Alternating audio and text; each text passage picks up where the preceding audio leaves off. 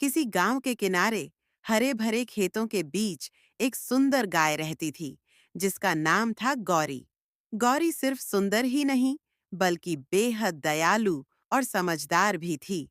वह हर दिन खेतों में चरती, बच्चों को अपने मीठे दूध से खुश करती और गांव के हर इंसान और जानवर से हंसते खेलते मिलती थी। एक दिन जब गौरी नदी किनारे घास चरने गई, उसे झाड़ियों के पीछे से किसी के कराहने की आवाज सुनाई दी।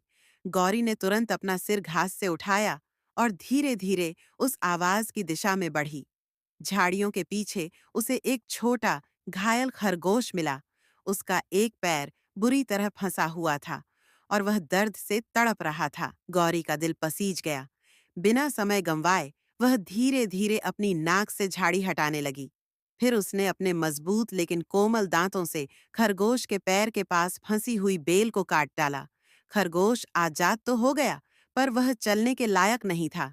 गौरी ने अपने माथे से उसे धीरे से सहलाया और अपनी पीठ पर बैठाकर उसे गांव ले आई। गांव के बच्चों ने जब गौरी की पीठ पर घायल खरगोश को देखा, तो दौड़कर मदद के लिए आए। उन्होंने खरगोश के पैर पर दवा लगाई और उसे आराम करने के लिए एक नरम बिस्तर बनाया।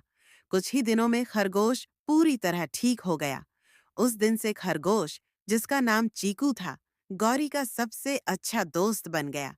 जहां भी गौरी जाती, चीकू उसकी पीठ पर चढ़कर साथ चलता। दोनों नदी किनारे घंटों खेलते, खेतों में दौड़ते और गांव के बच्चों के साथ मस्ती करते। एक दिन गांव में एक भयंकर आंधी आई। पेड़ गिरने लगे, कच्चे घरों की छतें उड़ने लगीं। सभी जानवर डर के मारे इधर-उधर भागने लगे। उसी समय गौरी को याद आया कि गांव के बाहर पुराने पीपल के पेड़ के नीचे कुछ छोटे-छोटे पक्षी रहते हैं। अगर वे वहीं रह गए, तो आंधी में उनकी जान को खतरा हो सकता था। गौरी ने चीकू से कहा, हमें उनकी मदद करनी चाहिए।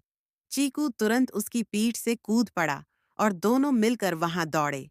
गौरी ने अपनी बड़ी सी पीठ से पेड़ को ढक दिया ताकि पक्षी सुरक्षित रहें, और चीकू ने छोटे-छोटे पक्षियों को घोंसलों से उतारकर अपनी छोटी सी झोली में भर लिया, जो वह अक्सर अपने खाने के लिए लटकाए रखता था।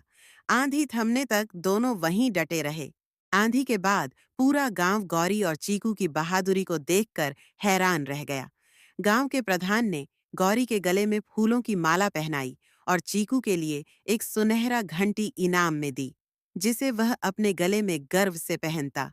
गौरी और चीकू की दोस्ती दिन ब दिन गहरी होती चली गई।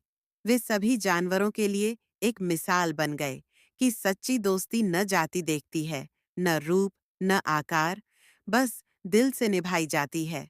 और इस तरह गौरी और चीकू की दोस्ती गांव की सबसे प्यारी कहानी बन गई, जो आज भी बच्चे बड़े चाव से सुनते हैं।